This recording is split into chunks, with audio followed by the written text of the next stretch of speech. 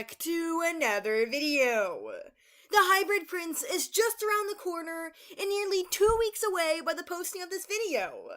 Time truly flies because I remember its announcement like it was yesterday.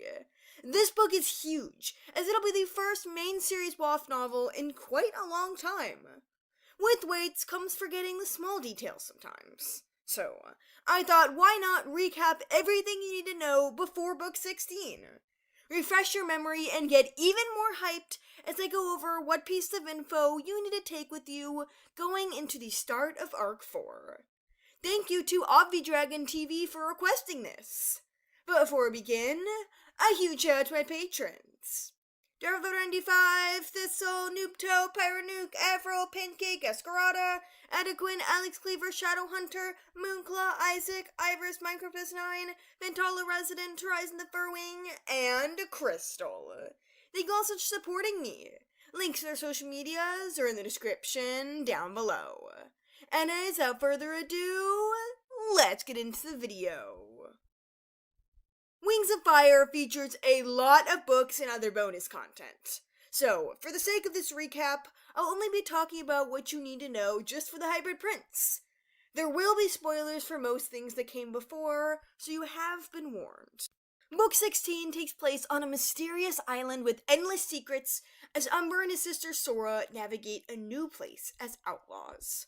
But how did they get here, and which novel did we leave off on? 7 years ago, Clutch was hatched. With the group's intended bigwigs having been sold off to the towns of peace, Reed stepped up to be his siblings' leader.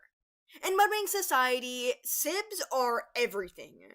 You're born alongside them and experience life by their sides for all your days.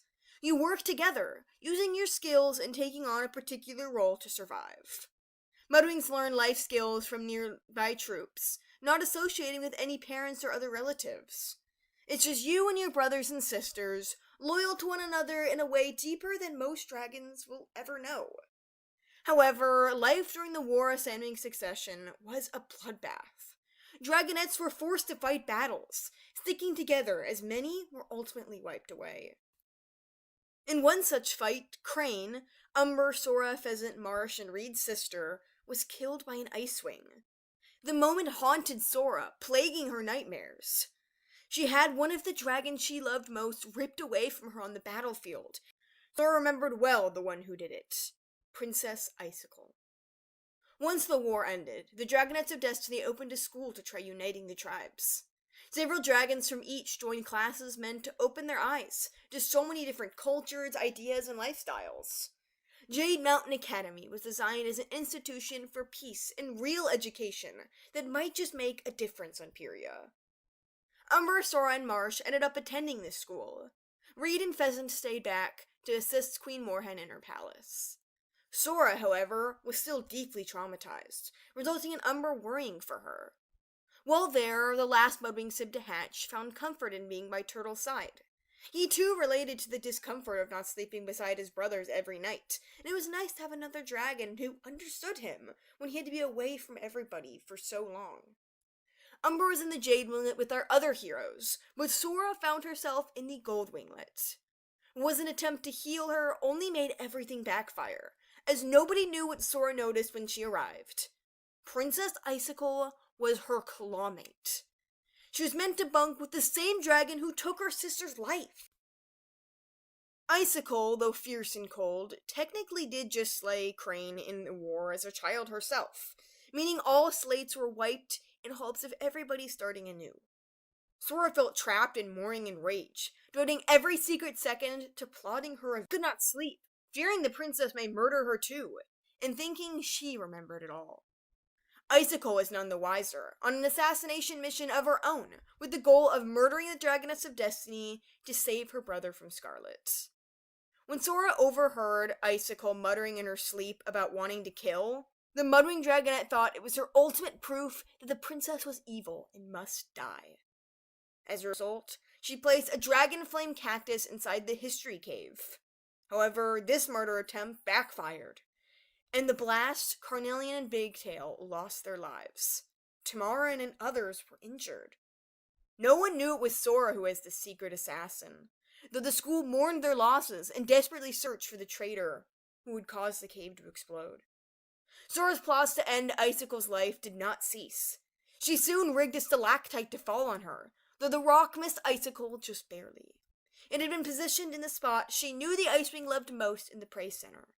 This when Icicle realized it was Sora who wanted her dead. Moonwatcher heard it in the princess's thoughts and went to warn Sora, where she found her in the infirmary wanting to apologize to Tamarin. Ultimately, knowing the Nightwings, Skywings, Rainwings, and Icewings would want her either as a prisoner or dead for what she had done, Sora knew she must leave the academy and kingdom, possibly forever. Umber volunteered to accompany her wherever the moons may take them, feeling loyal to his sister, but also responsible. Umber's entire life changed that day to keep Sora safe. He could no longer be the youngest brother with less responsibilities. He protected his entire family through this choice. It was then the two MudWing siblings took off, disappearing from Pyrrhia entirely. No one heard of their whereabouts as the novels progressed. It seemed like Umber and Sora were to be outlaws away in the sky, gone forever. Until the Hybrid Prince, where we find out where they've really been this entire time. That's not the end of what you need to recall, though. Without spoiling Book 16 through the public previews, I need to go over the events of the Scorching and Mysteries that followed. As the Flames of Hope revealed, humans were once the dominant life form on Pyrrhia. After they experimented on dragons to aid their own war efforts in conquering, the eggless mothers had enough of losing their children. The first Dragon Queen rounded up everybody who could fly, directing them to burn each scavenger settlement the sun's life could reach. Fire erupted from furious throats, terrifying and killing most humans. Those who lived became forever fearful of the beasts in the clouds. As the centuries went on, they did somewhat rebuild, but they would never reach their past might again. One human leader escaped, bringing his experiments to Pantala by boat. Only a few followers joined him. This man was Cottonmouth, the one controlled by the breath of evil in Book 15. Freedom was his last egg.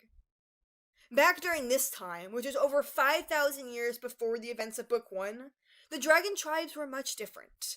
They were essentially a physical combination of the Pyrrhians and Pantalans we know now.